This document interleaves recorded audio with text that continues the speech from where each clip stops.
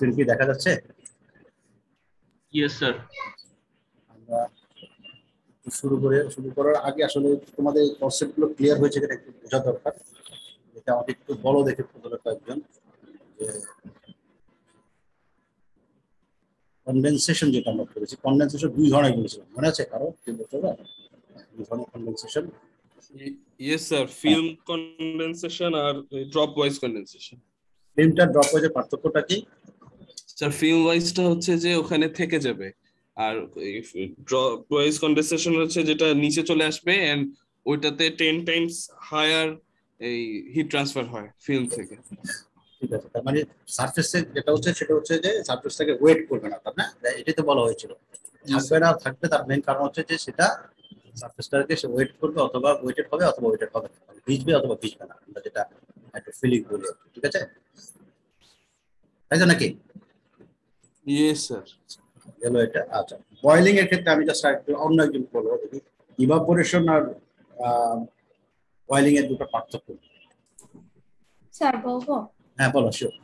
Sir evaporation হচ্ছে liquid and vapour ইন্টারফেসে হয়, আর বয়েলিং হচ্ছে সলিড এন্ড লিকুইড ইন্টারফেসে হয়। আর ইভাপোরেশনের ক্ষেত্রে হচ্ছে আমার ভ্যাপর প্রেসারটা যদি লেস দেন স্যাচুরেশন প্রেসার হয় তাহলে হচ্ছে ইভাপোরেশন হবে, আর যদি surface temperature greater than liquid saturation temperature হয় তাহলে হচ্ছে বয়েলিং হবে। ঠিক আছে, good. আচ্ছা, তার মানে আমাদের দুটো ইস্যু ছিল, সেটা হচ্ছে একটা হচ্ছে প্রেসার রিলেটেড আর একটা হচ্ছে ইন্টারফেস রিলেটেড। এই দুটো হচ্ছে মেইন ইস্যু। আর আরেকজন একটু বলো দেখি, আমরা যে বয়েলিং এর মধ্যে আবার দুই ভাগ করেছিলাম, একটা হচ্ছে ফুল বয়েলিং, একটা ফ্লো বয়েলিং। ফ্লো বয়েলিং বলতে হবে যেটা কি ফুল আর ফ্লো একজন। স্যার পুল বয়লিং এ মোশন থাকে না, স্লো বয়লিং এ থাকে। ফুল বয়েলিং এ ফুল বয়েলিং এ স্যার হিটেড সারফেসটা সাবমার্জ থাকে লিকুইডে স্যার। হ্যাঁ হ্যাঁ, সারফেসটা সলিড সারফেসটা সাবমার্জড অবস্থায় থাকে লিকুইড। আর ফ্লো বয়েলিং এ ফ্লুইডটা ফ্লো করবে, তাই তো? তার মানে এক্সটার্নাল ফোর্স অ্যাপ্লাই করে ফ্লুইডটাকে ফ্লো করানো হয়। এক্সাম্পল হিসেবে ছিল কি ফ্লো বয়েলিং এর ক্ষেত্রে এক্সাম্পল হিসেবে কিছু ছিল?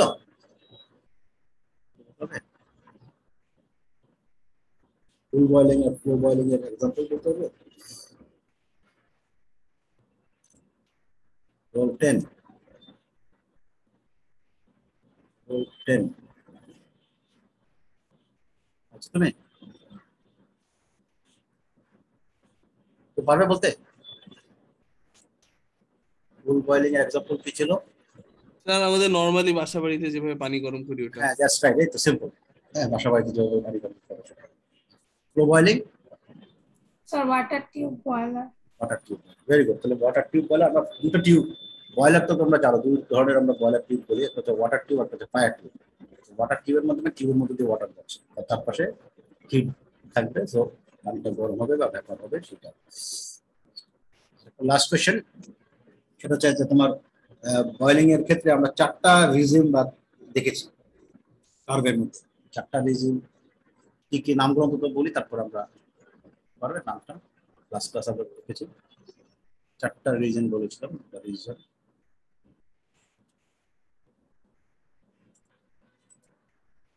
কি ছিল? Natural convection, nucleate boiling, transition boiling আর ফিল্ম বয়েলিং। ভেরি গুড, চারটা।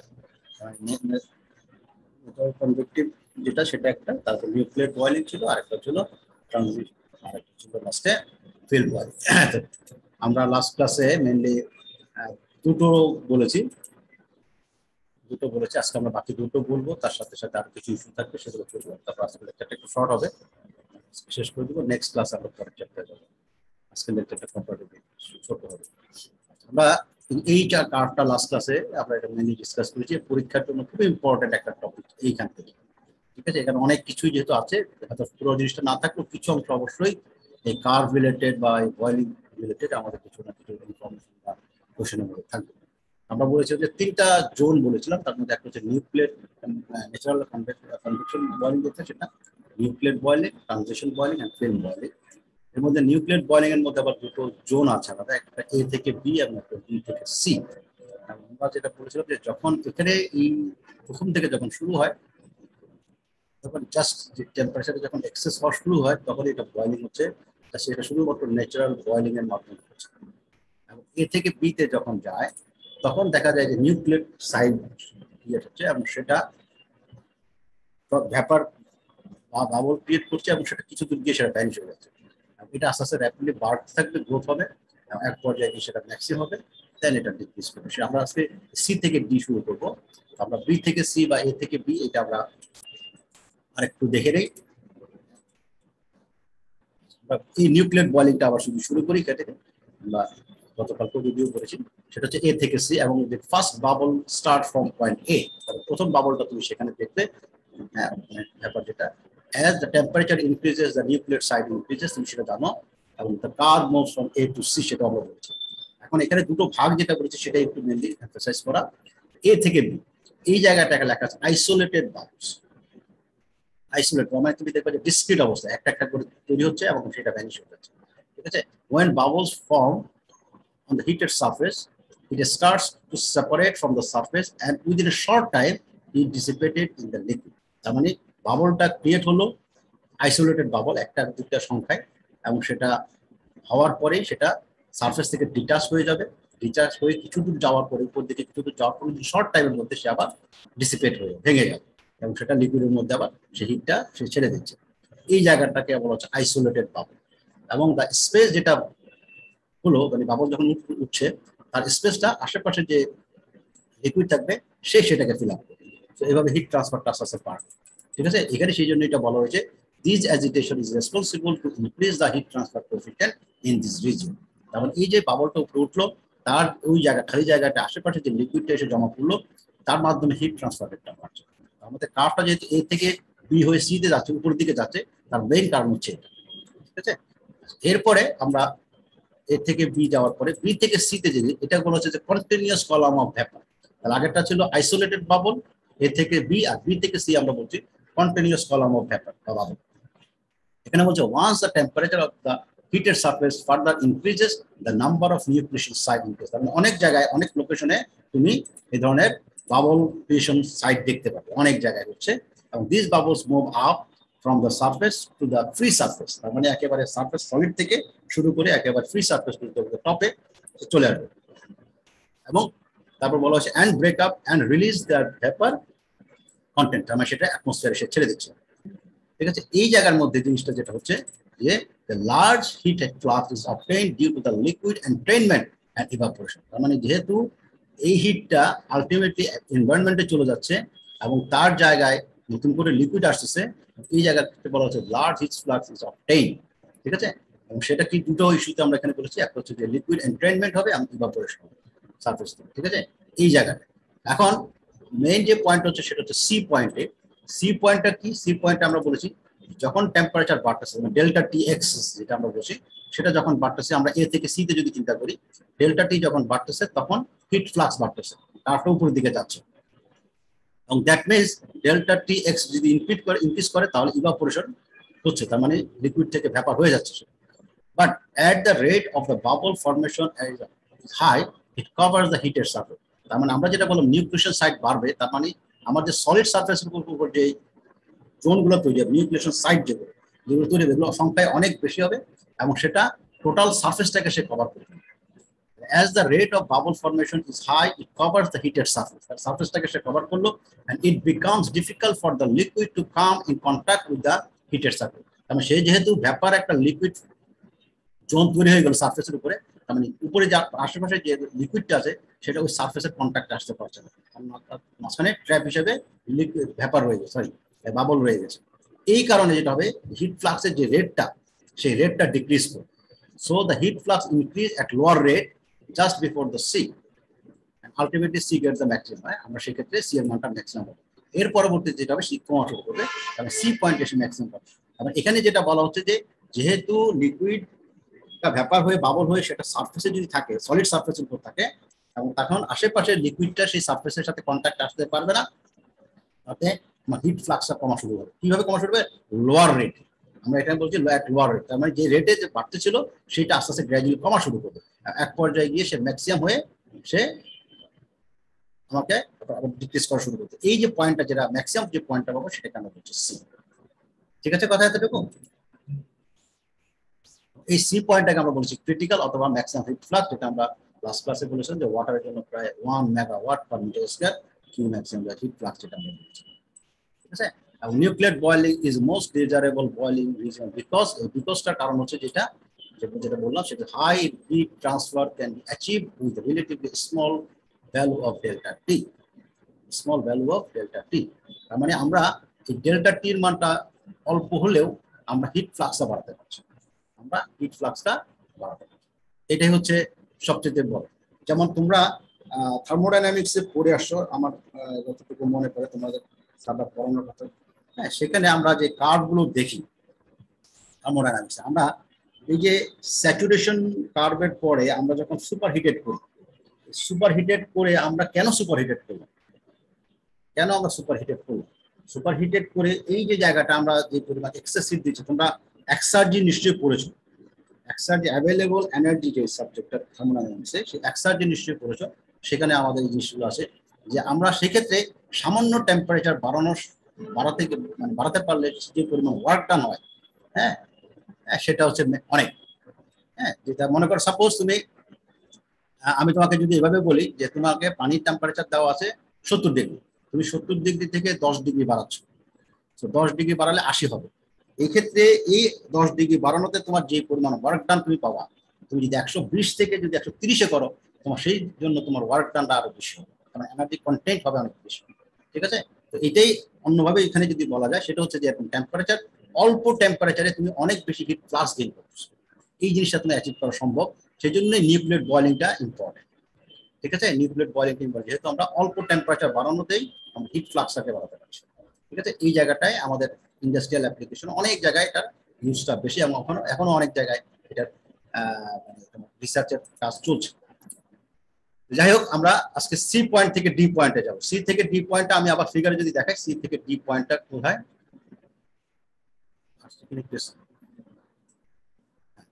সি থেকে ডি, সি থেকে ডি দেখা যাচ্ছে স্ক্রিনে? সি থেকে ডি দেখা যাচ্ছে? Transition boiling. হ্যাঁ, সি থেকে ডি তুমি একটু খেয়াল করে দেখো ছবিটা, সি থেকে ডি এটা মোটামুটি একটা স্ট্রেট লাইনের মতোই, একটা কার্ভের মতো, নন লিনিয়ার কার্ভ যদিও, তারপরে স্ট্রেট লাইনের মতো এটা নিচের দিকে নামতেছে, এবং সি তে হচ্ছে ম্যাক্সিমাম, ডি তে আবার একটা মিনিমাম পয়েন্ট, দেন ডি থেকে আবার সে উপরে উঠলো। এখানকার টেম্পারেচার আমরা যদি ডেল্টা টি এক্সেস যদি দেখি, এটা 30 থেকে 120 ডিগ্রির মতো, তার মানে প্রায় 90 ডিগ্রি এখানে টেম্পারেচার ভ্যারি করতেছে। ঠিক আছে, সো এই জায়গার মধ্যে তোমার এই পরিমাণ হিট ফ্লাক্স ডিক্রিজ করলো সি থেকে ডি, এটাকে আমরা ট্রানজিশন বলছি। এখন আমরা দেখি সি থেকে ডি তে আসলে কি ঘটনাটা ঘটে বয়েলিং এর সময়।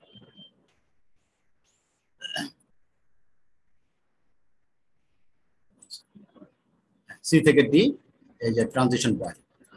এখন যখন ট্রানজিশন বয়েলিং হবে, আমরা সি থেকে ডি তে নামবো। as delta t excess is increasing, তার মানে টেম্পারেচার বাড়া শুরু করলো সি এর পরে, the region after the point C the heat flux decreases till the point D, মানে সি থেকে কমতে কমতে সে ডি পয়েন্ট পর্যন্ত আসবে, যদিও আমি টেম্পারেচার বাড়াচ্ছি। এখন কেন কমবে? আমরা এতক্ষণ পর্যন্ত টেম্পারেচার বাড়ানোর সাথে সাথে হিট ফ্লাক্স বাড়লো, কিন্তু সি এর পরে কেন এটা কমলো, এটা হচ্ছে মেইন ইস্যু। কেন কমতেছে সেটা আমরা এখানে লিখেছি যে large fraction of heated surface is covered by a vapour film and act as an insulator। ঠিক আছে, মানে আমার যেই সারফেসের উপরে যে লিকুইডটা ছিল, সেটা যেহেতু আস্তে আস্তে ভ্যাপার হওয়া শুরু করলো, এবং সেই ভ্যাপারটা যদি ওই সারফেসের গায়ে লেগে থাকে, তাহলে আমার আশেপাশে যেহেতু লিকুইডটা আছে সেটা কন্ট্যাক্টে আসতে পারবে না। এটা তো আমরা একটু আগে বললাম, এটা যখন পরিমাণে বাড়তে থাকবে, তখন একটা ফিল্মের মতো তৈরি হবে, একটা লেয়ারের মতো তৈরি হয়ে যাবে ভ্যাপার লেয়ার। এই লেয়ারটা করবে কি, অ্যাজ এ ইনসুলেটর হিসেবে কাজ করবে। তার মানে আমরা যদি একটু খেয়াল করে দেখি, আমরা হিট ট্রান্সফার কোএফিশিয়েন্ট বা হিট ট্রান্সফার থার্মাল কন্ডাক্টিভিটি যদি দেখি, তাহলে ভ্যাপারের ক্ষেত্রে কিন্তু এটা অনেক কম। হ্যাঁ, থার্মাল কন্ডাক্টিভিটিটা ভ্যাপারের ক্ষেত্রে অনেক কম, লিকুইডের ক্ষেত্রে যা থাকে। তার মানে আমার ওয়াটার সারফেস থেকে যে হিটটা লিকুইডে যাওয়ার কথা ছিল, সেটা আগে সলিড থেকে সরাসরি লিকুইডে যাবে। এখন যখন হিটটা যাওয়া শুরু করবে, যেহেতু একটা ভ্যাপার ফিল্ড তৈরি হয়ে গেছে, তার মানে সলিড থেকে প্রথমে ভ্যাপারে যাবে, ভ্যাপার থেকে তখন লিকুইডে যাবে। এই ভ্যাপারের থার্মাল কন্ডাক্টিভিটি কম্পারেটিভলি অনেক কম হওয়ার কারণে হিট ট্রান্সফার রেটটা কমে যাবে। তার মানে লিকুইড যেটা, সেটা আগের মতো হিট পাচ্ছে না, হিট না পাওয়ার কারণে সে ভ্যাপার হতে পারবে না বা বয়লিং হবে না। সেটাই বলেছে যে large fraction of heated surface is covered by vapour film and act as an insulator, এবং বলছে due to the lower thermal conductivity of the vapour as compared with the liquid, যেটা আমি একটু বললাম যে এই লিকুইড এর থেকে যেহেতু ভ্যাপারের থার্মাল কন্ডাক্টিভিটি অনেক কম হবে, তার মানে হিট ট্রান্সফারটা সেভাবে হবে না। এখানে একটা ছবির মতো দেখানো হয়েছে এখানে ছোট, যে এই যে টেম্পারেচার বাড়তেছে, এই যে এখানে যেমন মনে করো এটাকে বলা হয় ভ্যাপার পকেটস, এরকম পকেটস এর মতো যদি হয় কারণ এটার একটা এরকম থাকবে, এক পর্যায়ে এটা এখানে হয়তো লিকুইড আছে, লিকুইড থাকবে, এখানে কিন্তু লিকুইড কন্ট্যাক্টে আসতে পারছে না যেহেতু পকেটের মধ্যে, তার উপরে থাকবে লিকুইড। সো এই লিকুইডটা সরাসরি সারফেসের সাথে কন্ট্যাক্টে যেহেতু নেই, কারণ হিট ট্রান্সফারটা কমে যাবে। এইটা তুমি যত টেম্পারেচার বাড়াবা এই পকেটগুলোর সংখ্যা তত বাড়বে, এবং এটা এক পর্যায়ে গিয়ে পুরো এই সারফেস জুড়ে থেকে যাবে। তার মানে আলটিমেটলি সেক্ষেত্রে তোমার এটা ডিক্রিজ করা শুরু হবে। সেটাই বলেছে যে আমরা এই ঘটনাটা ঘটবে। In transition boiling both nucleate boiling and film boiling occurs. এখানে আরেকটা পয়েন্ট আছে, আমরা নিউক্লিয়েট ট্রানজিশন বয়লিং এর পরের জোনটা হচ্ছে তোমার ফিল্ম বয়লিং। আমি আবার একটু আসি ছবিতে, সেটা হচ্ছে এইখানে দেখো এই যে ট্রানজিশন বয়লিং, ট্রানজিশন বয়লিং এখানে হচ্ছে এই যে ডান পাশে এটা হচ্ছে ফিল্ম বয়লিং আর বাম পাশে এটা হচ্ছে nucleate boiling. So transition boiling এর আগে নিউক্লিয়েট বয়লিং আর একটা হচ্ছে ফিল্ম বয়লিং, ডান পাশে হচ্ছে ফিল্ম বয়লিং। তার মানে এখানে যেটা বলা হচ্ছে যে সি থেকে ডি তে এখানে দুটোই হয়, নিউক্লিয়েট বয়লিংও হয়, ফিল্ম বয়লিংও হয়। তার মানে এই জায়গাটার মধ্যে হয়তো নিউক্লিয়েট বয়লিং এর পরিমাণটা বেশি, ফিল্ম বয়লিং এর পরিমাণ কম, সি এর কাছাকাছি। আমি যত ডি এর দিকে যেতে থাকবো নিউক্লিয়েট বয়লিং এর পরিমাণ কমে আসবে এবং আলটিমেটলি ফিল্ম বয়লিং এর পরিমাণ আস্তে আস্তে বাড়তে থাকবে। তার মানে এই যে জায়গায় ট্রানজিশন বলা হয়, ঠিক আছে, যেটা নিউক্লিয়েট বয়লিং এবং ফিল্ম বয়লিং দুটোই একসাথে এখানে হচ্ছে, কিন্তু যত সি এর কাছাকাছি থাকবো তত নিউক্লিয়েট বয়লিং বেশি হবে, যত ডি এর কাছাকাছি থাকবো তত ফিল্ম বয়লিং বেশি হবে। নিউক্লিয়েট বয়লিংটা অলরেডি আমরা জানি সেটা কি বলছি, এখন আমরা ফিল্ম বয়লিং এর যখন দেখবো তখন এটা কি হবে।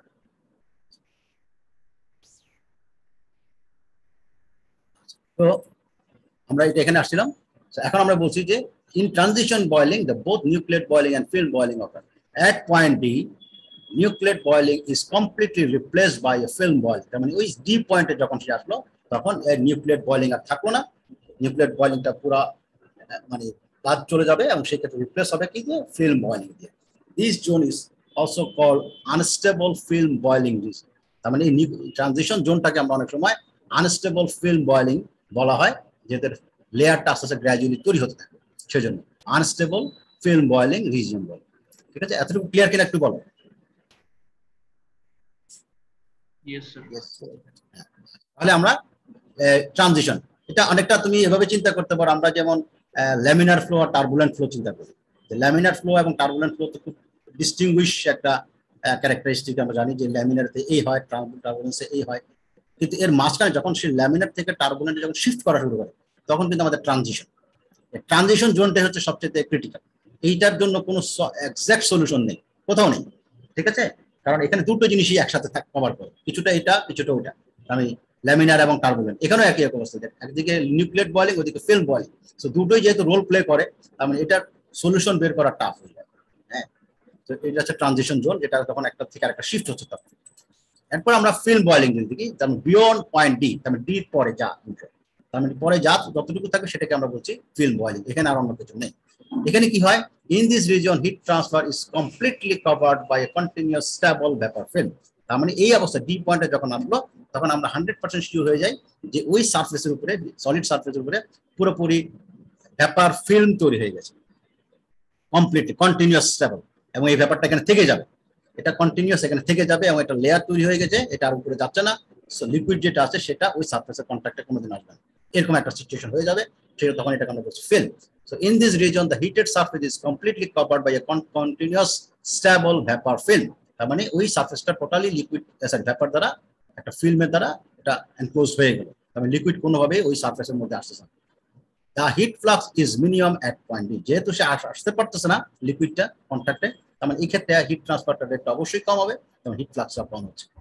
This point is called Leidenfrost point, ঠিক আছে, এই ডি পয়েন্টটাকে একটা Leidenfrost point বলা হয়, ঠিক আছে, যেখানে মিনিমাম হিট ফ্লাক্সটা পাওয়া যায়। এখন ডি পয়েন্টের থেকে আবার টেম্পারেচার যদি বাড়াতে থাকে তখন আবার বাড়া শুরু হয়। এই জায়গাটা আসলে কি হয়, এখানে মেইনলি হচ্ছে যা heat transfer rate increases with the increasing the delta T is due to the radiation to the liquid. তার মানে রেডিয়েশনের মাধ্যমে এখন হিট ট্রান্সফার হবে, এখন আর কোনো কনভেকশন নেই, কন্ডাকশন নেই। শুধুমাত্র রেডিয়েশন। তার মানে আমরা যে কনভেকশন করে আসছি, কন্ডাকশন করে আসছি, রেডিয়েশন করে আসছি, এই জায়গায় এসে রেডিয়েশনের রোলটা প্লে হবে। যে যখন ভেপার ফিল্ম তৈরি হয়ে গেল, যেহেতু তোমার পুরো লেয়ারটার মধ্যে, তখন আর হিট ট্রান্সফার হবে না, তখন মেইনলি যেটা হবে রেডিয়েশনের মাধ্যমে। রেডিয়েশনের মাধ্যমে আমরা জানি সারফেসের টেম্পারেচারটা বেশি, লিকুইডের টেম্পারেচারটা কম, মাঝখানে একটা মিডিয়াম রয়ে গেছে, সেটা হচ্ছে ভেপার। সো টেম্পারেচার ডিফারেন্স হলেই আমাদের এখানে তোমার রেডিয়েশন হওয়া শুরু হবে, এই রেডিয়েশনটা এখানে শুরু হয়ে যাবে। সো আমরা সেটা এখানে বলেছি যে heat transfer rate increases with the increasing the delta T, যেটা বাড়া শুরু করবে ডি এর পয়েন্টের পরে, due to the radiation to the liquid. এই রেডিয়েশনের মাধ্যমে হিট ট্রান্সফারটা এখন হওয়া শুরু হবে। এটা হচ্ছে ডি পয়েন্ট। কথা বোঝা গেল এটা? তার মানে এরপর ডি পয়েন্টের পরে যা আছে সব হচ্ছে তোমার রেডিয়েশন। এখন প্র্যাকটিক্যালি চিন্তা করো, এখানে আমরা একটা লিখে রেখেছি, এখানে আসছে বার্ন আউট ফেনোমেনন। তুমি এখন অন্যভাবে একটু চিন্তা করো, প্র্যাকটিক্যালি চিন্তা করো। তুমি যে একটা এখন তো হয়তো বাসার মধ্যে তুমি যদি পানি গরম করো, সেটা তুমি হয়তো অ্যালুমিনিয়ামের একটা মিলে, হ্যাঁ, তো কেউ হয়তো আমি এক্সপেরিমেন্ট করার জন্য আমি হয়তো ডিফারেন্ট ম্যাটেরিয়াল নিতে পারি, এবং আমার পানি যদি থাকে তার মানে ডেল্টা টি এক্সেস যেটা হবে সেই টেম্পারেচার আমি বাড়াবো। এখন তুমি খুব মানে ফিজিক্যালি জিনিসটা চিন্তা করো, যে তুমি এমন একটা ম্যাটেরিয়ালের মধ্যে পানিটা রেখেছ, যে টেম্পারেচার তুমি বাড়াচ্ছ, বাড়াতে বাড়াতে বাড়াতে বাড়াতে এক পর্যায়ে গিয়ে কোনো কারণে যদি ওই টেম্পারেচারটা, যেই টেম্পারেচারটা তোমার হিট সারফেসের মধ্যে আসবে, হিটের সারফেস, এই টেম্পারেচারটা যদি ওই সারফেসে যে মেটালটা আছে তার মেল্টিং পয়েন্টের উপরে চলে যায়, তাহলে কি ঘটনা? গলে যাবে, গলে যাবে, তার মানে গলে যাবে। এই একটা যে কেসটা রয়ে গেছে, আমি হিট বাড়াবো, আমি তো প্র্যাকটিক্যাল করছি, মানে এক্সপেরিমেন্ট করছি, মানে আমি পানি গরম করছি। এখন আমি অ্যালুমিনিয়ামের পাত্র দিয়ে আমি চুলার মধ্যে আগুন দিয়ে এটা করছি, এটা হচ্ছে আমাদের নর্মাল হিট। এখন এই চুলার মধ্যে যে হিটটা আছে, যে ক্যালোরিফিক ভ্যালু আছে, মিথেন গ্যাস বার্ন করলে, অন্য তুমি যদি কেরোসিন দিয়ে বার্ন করো তাহলে সেক্ষেত্রে কিন্তু এই ক্যালোরিফিক ভ্যালু ডিফারেন্ট। আমি যদি মনে করো সাপোজ অন্য কোনো ফুয়েল ইউজ করি, সেটার ক্ষেত্রে কিন্তু ক্যালোরিফিক ভ্যালু ডিফারেন্ট। কাঠ দিয়ে যদি করি, পাতা দিয়ে যদি আগুন জ্বালাই, কয়লা দিয়ে আগুন জ্বালাই, বিভিন্ন আমার ফুয়েল আছে, তাই তো? হ্যাঁ, আমরা যদি এক একটার কিন্তু ক্যালোরিফিক ভ্যালু এক এক রকম, তার মানে সব হিট দিয়ে কিন্তু সবকিছু করা যাবে না, ঠিক আছে? আমি সব ফুয়েল দিয়ে, মানে সব হিট দিয়ে আমি একটা সার্টেন টেম্পারেচার কিন্তু উঠতে পারবো, তার মানে আমার সেটার জন্য স্পেসিফিক ফুয়েল লাগবে, ক্যালোরি হিটটা লাগবে। তো এই ক্ষেত্রে আমি যেটা বলতে চাচ্ছি, যে আমি যদি এমন ভাবে যদি ইউজ করি, কথার কথা যদি অ্যালুমিনিয়াম হয়, আমি এমন একটা ফুয়েল ইউজ করলাম যে ফুয়েলটা এত হিট দিবে যে টেম্পারেচারটা তোমার ওই অ্যালুমিনিয়ামের টেম্পারেচার মেল্টিং পয়েন্টের যদি উপরে চলে যায়, তাহলে কি ঘটনা হবে? তাহলে কি আমার লিকুইড কে বয়েল করা শুরু করবে, বা লিকুইডের মধ্যে কি যাবে? কারণ আমি তো করতেছি বয়েলিং। তাহলে এই যে জায়গাটা, এই জায়গাটার মধ্যে নতুন একটা ইস্যু চলে আসছে, যে আসলে কি ঘটনা হবে। আমি তো হিট দিচ্ছি, আমি তো থিওরিক্যালি বলতেছি যে বাড়বে বাড়বে টেম্পারেচার, এখন রেডিয়েশন হচ্ছে বাড়বে, কিন্তু কতক্ষণ? তার মানে আমার তো যে ম্যাটেরিয়ালের মধ্যে আমি পানিটা রেখেছি, সেই ম্যাটেরিয়াল একটা সহ্য ক্ষমতা আছে, বা তার একটা মেল্টিং পয়েন্ট আছে। এটা যদি অ্যাক্সিড করে চলে যায়, তখন তো আমার পানির মধ্যে আর হিটটা যাচ্ছে না, তাই তো? পানির মধ্যে হিটটা যাচ্ছে না। এই জিনিসটা, এই কনসেপ্টটা, কারণ আমরা তো ইন্ডাস্ট্রিয়াল যদি অ্যাপ্লিকেশন চিন্তা করি, তখন আমাকে এই ধরনের জিনিসটা চিন্তা করতে হবে, কারণ আমি কোন ম্যাটেরিয়ালটা ইউজ করছি অ্যাজ এ সারফেস হিসাবে, ঠিক আছে? সেই ক্ষেত্রে এই জায়গাটার মধ্যে এসে একটা নতুন ইস্যু আসছে, এটাকে বলা হচ্ছে বার্ন আউট ফেনোমেনন, ঠিক আছে? বার্ন আউট ফেনোমেননটা বলছে, এখানে একটু খেয়াল করে দেখো কথাটা, এখানে সায়েন্টিস্ট, হ্যাঁ, নুকিয়ামা, এটা জাপানিজ একজন সায়েন্টিস্ট, উনি 1934 সালে এটা প্রথম নোটিস করেন। যদিও আমরা আমাদের এখন কনসেপ্ট আমরা হয়তো বলি হ্যাঁ এটা হতে হবে, বার্ন আউট হবে, মানে মেটাল মেল্ট করবে, কিন্তু তার আগ পর্যন্ত মানুষ কিন্তু এভাবে চিন্তা করে। উনি প্রথম, হ্যাঁ, নুকিয়ামা, উনি 1934 notice that while doing the experiment with the nichrome wire immersed in water, increasing the power to nichrome wire once Q maximum reached the wire temperature increases suddenly to the melting point of the wire and burn out. মানে উনি nichrome wire কে দিয়ে hit করছিলেন ওয়াটারকে, এবং এক পর্যায়ে maximum heat flux যাওয়ার পরে দেখা গেল যে ওই টেম্পারেচারটা মেল্টিং পয়েন্ট টেম্পারেচার রিচ করেছে, যার কারণে তোমার বার্ন আউট হয়ে যাচ্ছে। তার মানে suddenly to reach the melting point of the wire and burn out. এই জিনিসটা উনি তখন নোটিস করলেন নাইক্রোম ওয়্যার। এর পরবর্তীতে উনি যেহেতু এটা পেলেন, উনি আরো কিউরিয়াস হয়ে আরো কিছু টেস্ট করলেন। এক পর্যায়ে উনি করলেন, but while using the platinum wire, much higher melting point nichrome wire থেকে, he was able to avoid the burnout and maintain the heat flux higher than the Qmax. তখন উনি যেটা করলেন যে যখন উনি যখন ম্যাক্রোম ওয়্যার যখন ইউজ করলেন যখন উনি প্লাটিনাম ওয়্যার ইউজ করলেন তখন উনি যেটা দেখলেন যে যেটা মেল্টিং পয়েন্ট অনেক বেশি এবং উনি এটা বার্ন আউটটা অ্যাভয়েড করতে পারলেন at the same time maintain the heat flux higher than the q max. তার মানে এখন তুমি এই ছবিটা একটু খেয়াল করো, আমার স্ক্রিনে ছবিটা খেয়াল করো, এই হচ্ছে সি হচ্ছে কিউম্যাক্স, আমরা এতক্ষণ পর্যন্ত এটাই ম্যাক্সিমাম বলছি এবং এইটা নামলো নিচের দিকে, এটা ট্রানজিশনের জন্য, এটা হচ্ছে একেবারে ফিল্ম হয়ে গেল, এরপরে রেডিয়েশন শুরু হলো। আমরা এতক্ষণ পর্যন্ত বলছিলাম যে সি পয়েন্ট এটা কিউম্যাক্স, এটাই হচ্ছে ম্যাক্সিমাম। এবং আমরা যেটা নাইক্রোম ওয়্যারে যেটা বলছেন সেটা হচ্ছে যে এই কিউম্যাক্স এর পরে দেখা গেল যে হিট বাড়াতে গেলেই এটা মেল্ট করে দেবে, কিন্তু উনি যখন প্লাটিনাম ওয়্যার ইউজ করলেন তখন উনি এই জায়গাটাতে দেখলেন এটা যখন হিট বাড়াচ্ছেন রেডিয়েশন হতে হতে হতে হতে এটা সি পয়েন্টকে অ্যাক্সিড করে আরো উপরের দিকে চলে গেছে। তার মানে কিউ ম্যাক্সিমামকে উনি অ্যাক্সিড করতে পেরেছেন, উনি কিউ ম্যাক্সিমামকে অ্যাক্সিড করতে পেরেছেন। সেটাই বলা হচ্ছে while using platinum wire he was able to avoid the burnout, তখন আর বার্নআউট হলো না and maintain the heat flux higher than Qmax। কারণ এই লাইনটা এই যে কোডটা এটা আরো উপরের দিকে যাওয়া শুরু করে, ঠিক আছে? তার মানে এটা কতক্ষণ পর্যন্ত যেতে পারবে যতক্ষণ পর্যন্ত বার্নআউট না হচ্ছে, তার মানে ওই মেটালটা মেল্টিং পয়েন্ট রিচ না করা পর্যন্ত সে এটা দিতে থাকবে। এই ক্ষেত্রে তোমার এই যেমন প্লাটিনাম ওয়্যার, তার মানে তুমি যদি এমন একটা ম্যাটেরিয়াল চুজ করতে পারো এটা হয়তো আরো উপরে যেতে পারো, সেক্ষেত্রে তোমার পক্ষে আরো কার্ভটাকে আরো বড় মানে আরো হায়ার পজিশনে নেওয়া সম্ভব। আমার কথা বোঝা গেল? আচ্ছা, এখন আমরা একটু এই জায়গার মধ্যে এখানে কিছু ডটেড লাইন, তুমি arrow sign, sorry dotted line কিছু অ্যারো সাইন দেওয়া আছে, দেখো আমরা এখানে কিছু দিয়েছি, এটা একটা স্পেশাল একটা ইস্যু, আমরা সেটা এখন এতটুকু যদি ক্লিয়ার হয় তাহলে আমরা এটাকে বলেছি কিউম্যাক্স, এটাকে বলেছি কিউ মিনিমাম, এবং এখানে এটা হচ্ছে তোমার ট্রানজিশন, এবং এই জায়গাকে আমরা বলছি এটা রেডিয়েশন হিট ট্রান্সফার হবে এই জায়গায়, এবং সেটা যদি বার্ন আউট না হয় তাহলে এটা আরো বাড়বে। হ্যাঁ, এখন আমরা একটু যদি ডিফারেন্ট ওয়েতে একটু চিন্তা করি, এক্সপ্লেনেশনটা আমরা একটু দেখি এটা কি হয় ঘটনাটা। আচ্ছা, if we want to move beyond point C, তার মানে কিউ ম্যাক্সিমাম যেখানে হচ্ছে তার থেকে যদি আরো উপরের দিকে যেতে চাই, we need to increase the TS, তার মানে আমাদের TS-টাকে বাড়াতে হবে। তার মানে TS মানে সারফেস টেম্পারেচার, তার মানে সারফেসের টেম্পারেচার বাড়াবো, সারফেস টেম্পারেচার বাড়ানো মানে হচ্ছে ডেল্টা টি বাড়বে আলটিমেটলি। সো এতে কি হবে, to increase the surface temperature of the solid we must increase the heat flux. তার মানে আমি পাওয়ার যদি বাড়াই তাহলেই আমার সারফেসের টেম্পারেচার বাড়বে। তার মানে আমি যে সারফেসটাকে হিট করছি, আমি যদি এক্সটার্নালি যদি হিটটা দিব বা এনার্জিটা দিব, সেটা যদি পাওয়ারটা যদি বাড়াই তাহলে আমার হিট ফ্লাক্সটা বাড়তেছে এবং সেক্ষেত্রে টেম্পারেচার বাড়বে। এবং সাথে সাথে আমরা বলছি if the bubble covers the surface due to the lower thermal conductivity, এবং সেটা ক্ষেত্রে আমার বাবলটা যদি লেয়ারের মধ্যে চলে আসে থার্মাল কন্ডাক্টিভিটি যেখানে, then the fluid cannot receive this increased excess energy due to the excess temperature beyond the point C।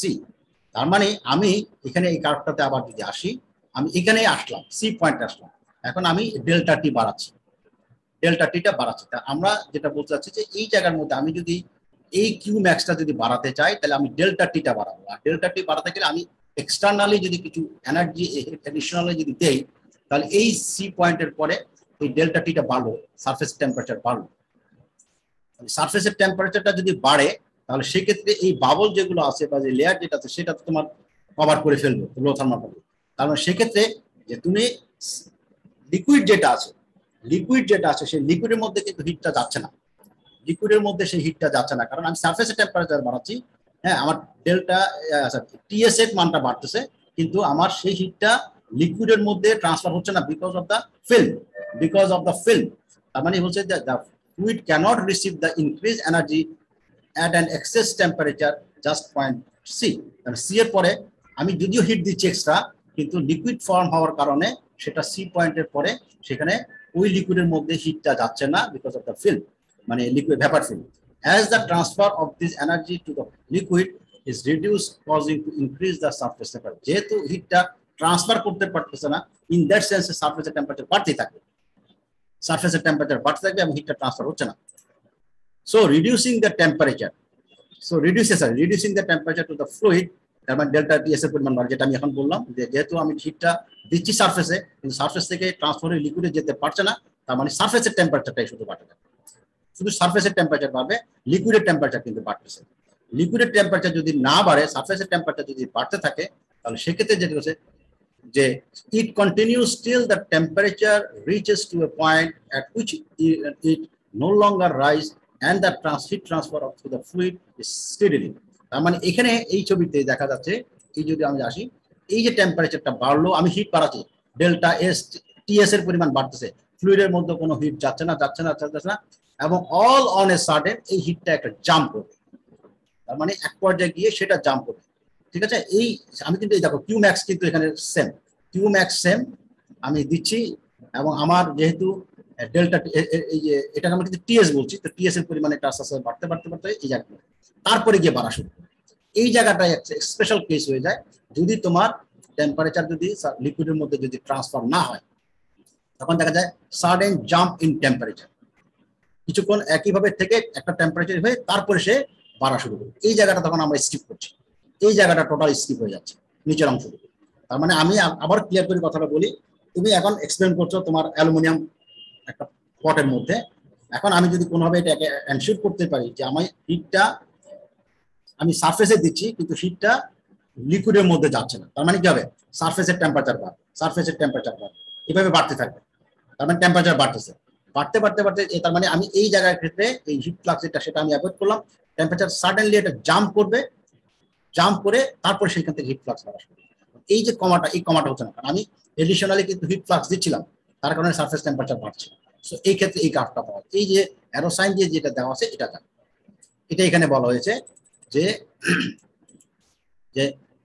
it continues till temperature reaches to a point at which it no longer rises, temperature বাড়বে না, ঠিক আছে, and the surface and the heat transfer to the fluid steadily, তার মানে point ই তে তুমি পৌঁছানো, ঠিক আছে, পয়েন্ট ই তে পৌঁছানোর পরে এখন তুমি দেখো, therefore any attempt to increase the heat flux beyond Qmax will cause the operation point on the boiling curve to jump suddenly from C to E, তার মানে তুমি সি থেকে ই তে জাম্প করবে, এই সি থেকে ই তে তুমি জাম্প করবে, ঠিক আছে, এই জায়গাটা বলা হচ্ছে তোমার যদি এই কেসটা হয়। আর যদি কোনো কারণে যদি মেল্টিং পয়েন্ট যদি আগে হয়ে যায় তাহলে তো সেটা বার্ন আউট হয়ে যাবে, ঠিক আছে, বার্ন আউট হয়ে যাবে। if the temperature at point E greater than the melting point then burn out হবে, সেটা আমি বললাম, ঠিক আছে। এখন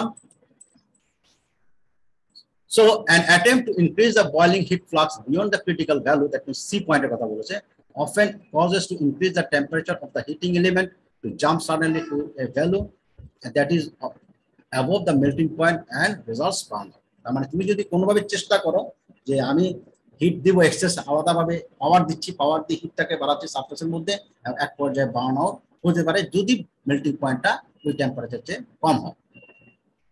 কথাটা বুঝেছো? ক্লিয়ার কথাটা? জি স্যার। আমি আরো ক্লিয়ার করি, আবার চেষ্টা করি। আমাদের এই জায়গাটা এখানে আমরা বলছি, আমি তোমাকে অ্যালুমিনিয়ামের একটা যে বাসায় নরমাল, হ্যাঁ এটা মনে করে দিলাম। আমি তো তুমি যেমন চুলাটা জ্বালানো হলো, ঠিক আছে, তুমি কিন্তু একটা কনস্ট্যান্ট হিট ফ্লাক্স দিচ্ছ। এখন আমি যেটা করলাম যে না, আমি হিট ফ্লাক্সটা বাড়াবো, তার মানে আমি এক্সট্রা পাওয়ার দিলাম, আগুনের পরিমাণ বাড়ালাম, কোন একটা কিছু করলাম, ঠিক আছে, করে আমি এখন যেটা করতে যাচ্ছি সেটা হচ্ছে যে আমি যখন এই সি পয়েন্ট আসলো তখন যদি লিকুইডটা যদি ফিল্ম তৈরি হয়ে যায় তখন কিন্তু এই ওয়াটারটার মধ্যে আমি এক্সেস কিন্তু হিট দিলাম, পাওয়ার কিন্তু বাড়ানো হলো, কিন্তু সারফেসের মধ্যে টেম্পারেচারটা বাড়তেছে, টিএস এর পরিমাণ বাড়তেছে সারফেস টেম্পারেচার, কিন্তু সেই হিটটা লিকুইডের মধ্যে যাচ্ছে না, এবং আলটিমেটলি ওই সারফেসের টেম্পারেচার কিন্তু বাড়তেছে। আমরা সারফেসের মধ্যে টেম্পারেচার, আমরা এই যে কার্ভটা দেখেছি সেটা কিন্তু একটা কনস্ট্যান্ট হিট সোর্স থেকে আসছে।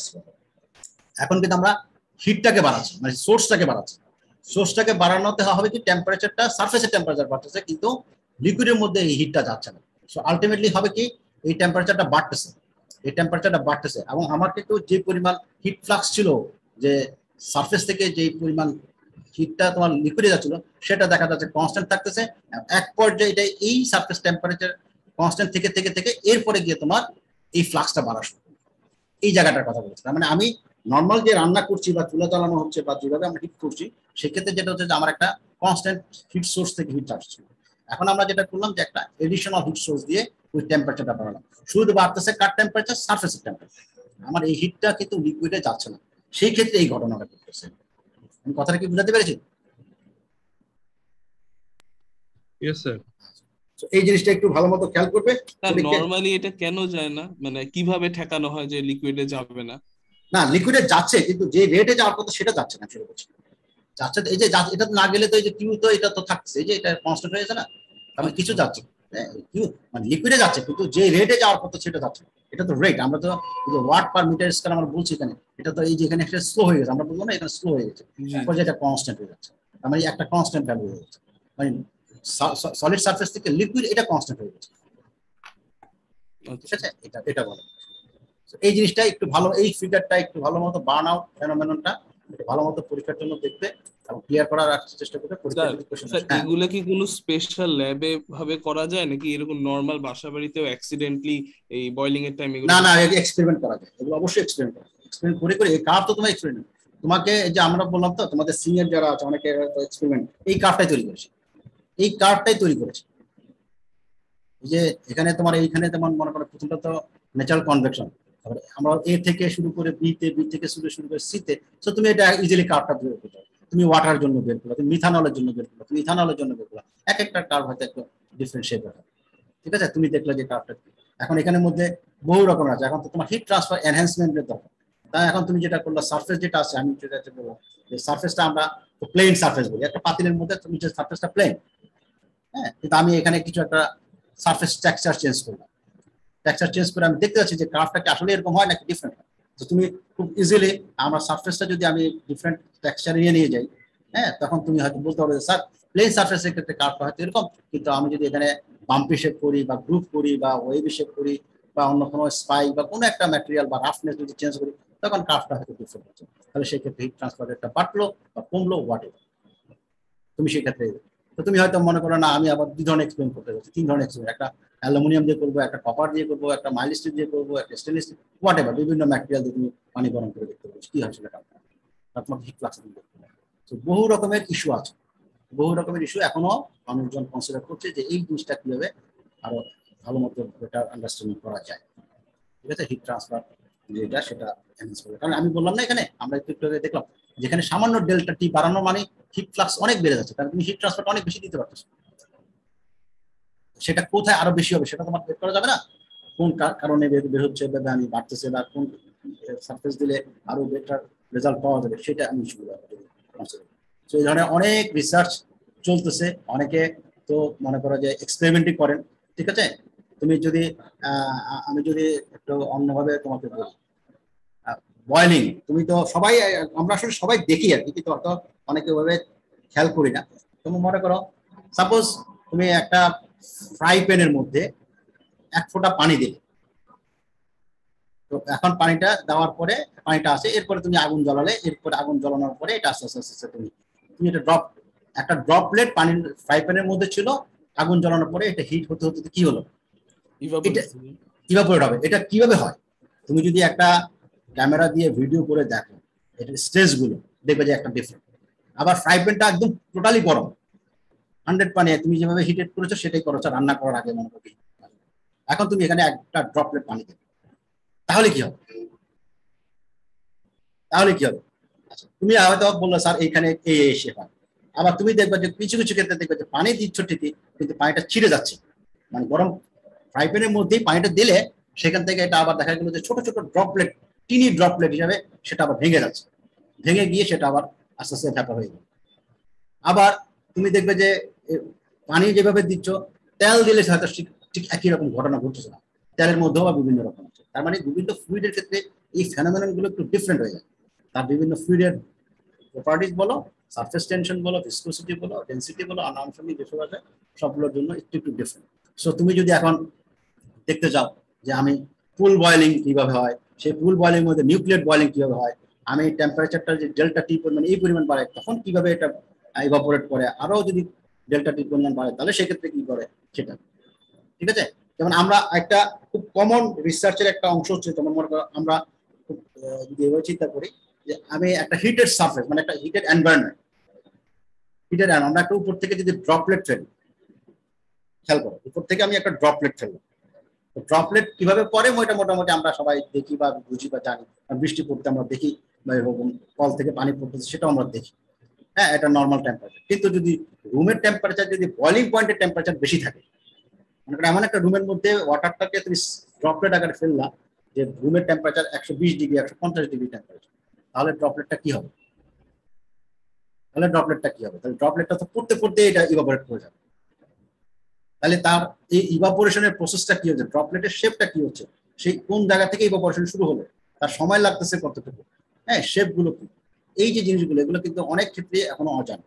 তো অনেকে রিসার্চ করার চেষ্টা করে, যেমন কারো যদি তোমার ডিএসএলআর ক্যামেরা থাকে, কথার কথা তুমি নিজেই একটা এক্সপেরিমেন্ট করে দেখতে পারো যে ড্রপলেটটা যখন পড়লো, ড্রপলেটটা পড়ার পরে সারফেসে পড়লো, বিভিন্ন রকমের মেকানিজম গুলো তুমি দেখতে পাবে আসলে কি ঘটনা ঘটে।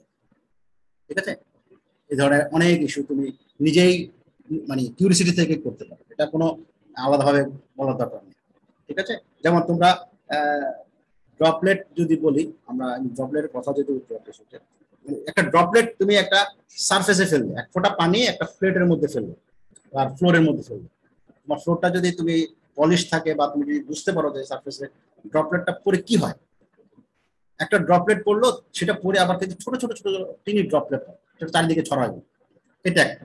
সারফেসটা যদি ডিফারেন্ট হয় তাহলে সেই ক্ষেত্রে ড্রপলেটটার পড়ার পরে কি হবে সেটা একটা। আবার যদি সারফেসে না পড়ে, মনে করো পানির মধ্যে বলুন, বালতির মধ্যে পানি আছে সেখানেই পড়বে, তুমি খেয়াল করে দেখবে এক একটা ড্রপলেটের যখন পরে কোনো সময় দেখবে যে একটা ছোট আকারে পড়লো এবং সেটা ভিতরে চলে গেলো, কোনো শব্দ ওইভাবে হলো না, আবার কোনো সময় দেখবে স্প্রেড করে যাচ্ছে। ঠিক আছে, এরকম বিভিন্ন রকমের ড্রপলেট যখন কোনো সারফেসে, সেটা লিকুইড সারফেস হোক বা সলিড সারফেস হোক, যখন পরে তখন বিভিন্ন রকমের শেপ হয়। কোনো ক্ষেত্রে ক্রাউন শেপের মতো ড্রপলেট করে বাউন্স করে, আবার কোনো সময় সিঙ্গেল ড্রপলেট বাউন্স করে, কোনো সময় স্প্রেড হয়, কোনটার সময় পুরোটাই ভেঙে যায়। তাহলে বিভিন্ন রকমের ইস্যু আছে, কোনটার জন্য কি ইস্যু এটা কিন্তু আমরা মানে দেখে হয়তো মানে বলতে পারবো না সরাসরি যে এটা হয়। তার মানে তোমাকে কিছু ক্রাইটেরিয়া ফুলফিল করলে হয়তো ওই পার্টিকুলার ক্ষেত্রে এটা হবে। তুমি এই বৃষ্টির দিনে যখন একটা ফ্লোরের মধ্যে বা পানি জমা হয়ে আছে, এখন তুমি দেখবে যে ছোট ছোট মানে অল্প ঝিরিঝিরি বৃষ্টি হচ্ছে, এক ফোঁটা পানি পড়লো, সেটা যখন এরকম হয়, আবার ড্রপলেটটা যদি বড় হয় তখন কিন্তু দেখা যাবে যে সেটা একটু ডিফারেন্ট। এই যে জিনিসগুলো, এখানে ফ্লুইড মেকানিক্স, এখানে হিট ট্রান্সফার, এখানে অনেক জিনিস ইনভলভ। তো তোমাদের যদি কারো কিউরিওসিটি থাকে, তোমার হাতে যদি ক্যামেরা থাকে, ভালো ক্যামেরা থাকে, যদি স্লো মোশনে তুমি দেখতে চাও, তুমি কিন্তু ইজিলি অনেক কিছু ফাইন্ড আউট করতে পারবে আসলে কি ঘটনা ঘটে আশেপাশে।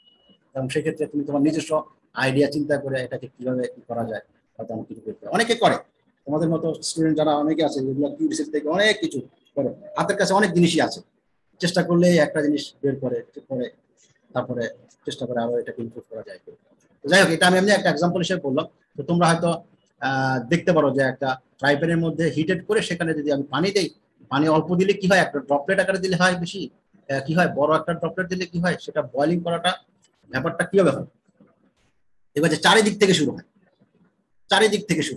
মানে মানে একটা পেরিফেরি দিয়ে শুরু, পেরিফেরির মধ্যে ছোট ছোট ছোট ছোট দেখবে যে আবার ছোট বাবলের মতো ফর্ম।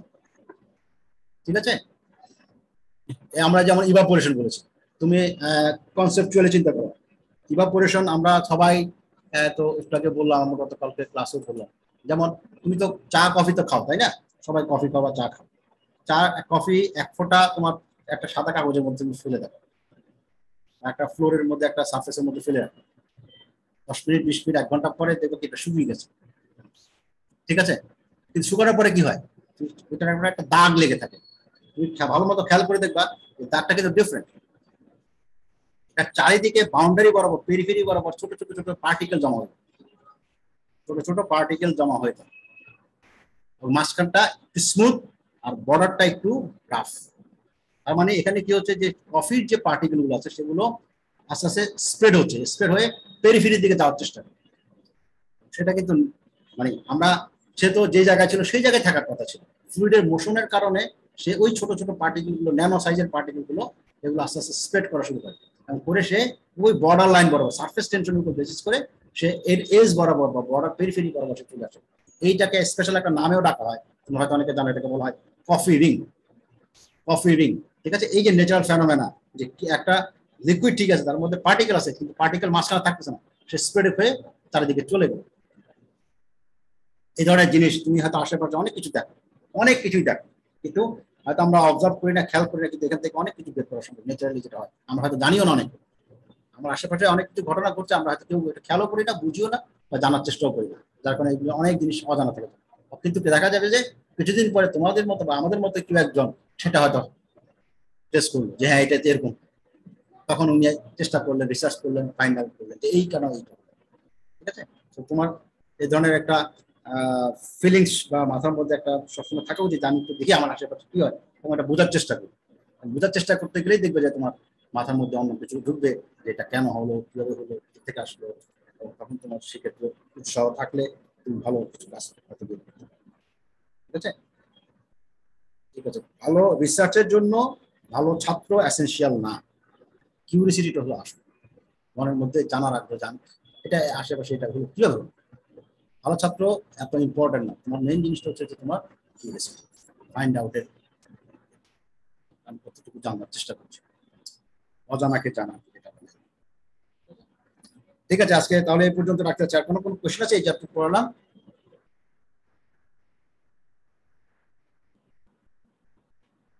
হ্যালো, না স্যার। আচ্ছা ঠিক আছে, তাহলে আমরা আজকে এই পর্যন্ত এখানে শেষ করছি। আমরা নেক্সট ক্লাসে, আমাদের বৃহস্পতিবার ক্লাস আছে ইনশাল্লাহ, আমরা এখন ওদিন হিট এক্সচেঞ্জার শুরু করবো, আরেকটা ইম্পর্টেন্ট টপিক আমাদের। এটা এই আজকে যেটা শুরু শেষ করলাম এটা industrial application, heat transfer related industrial application, hit exchanger যেটা সেটা আরেকটা অ্যাপ্লিকেশন হিট ট্রান্সফার। আমরা নেক্সট দিন হিট এক্সচেঞ্জার শুরু করবো, ঠিক আছে। সেটা একটু বড় চ্যাপ্টার, এটার থেকে বেশ আমরা হয়তো কোনো 4-5 আমার লাগবে। ঠিক আছে, আজকে এই পর্যন্ত। ওটাই কি লাস্ট টপিক হবে স্যার? না না, এরপর আরো আছে, এরপর আরো আছে, হ্যাঁ বিশাল সিলেবাস, শেষ করবো ইনশাআল্লাহ। ঠিক আছে, হ্যাঁ আসসালামু আলাইকুম স্যার। কয়টা বাজে হবে? আচ্ছা 7:30, হ্যাঁ 7:30 সবাই থাকবে আশা করি। আমি লিঙ্ক পাঠিয়ে দেবো কিছুক্ষণের মধ্যে ইনশাআল্লাহ। তো 7:30 ইনশাআল্লাহ। আসসালামু স্যার আলাইকুম। বৃহস্পতিবার কুইজ কয়টার সময়? হ্যাঁ কুইজ হবে না, বললাম তো, তুমি কি পরে আসছো নবীন? ঠিক আছে স্যার, হ্যাঁ এটা পরের বৃহস্পতিবার, ঠিক আছে। থ্যাংক ইউ স্যার, আসসালামু আলাইকুম। থ্যাংক ইউ, সালাম আলাইকুম।